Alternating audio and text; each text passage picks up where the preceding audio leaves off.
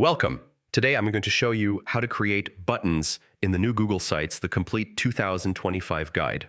If you want your site to look professional and interactive, buttons are essential. And by the end of this video, you'll know exactly how to make them stand out. First, let's talk about the easiest way to add a simple button. Head over to the Insert menu and select the built-in button element. You can add your button text, link it to a page, a section on your site, or even an external URL. Once added, you can customize its color, shape, and alignment to match your site's style.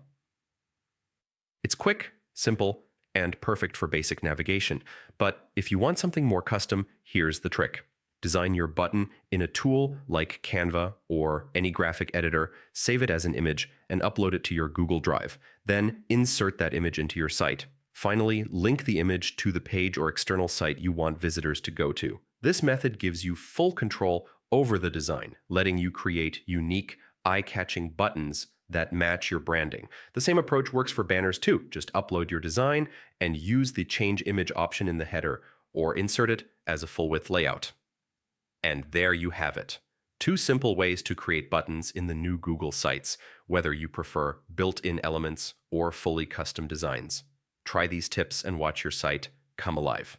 Don't forget to experiment and make it your own.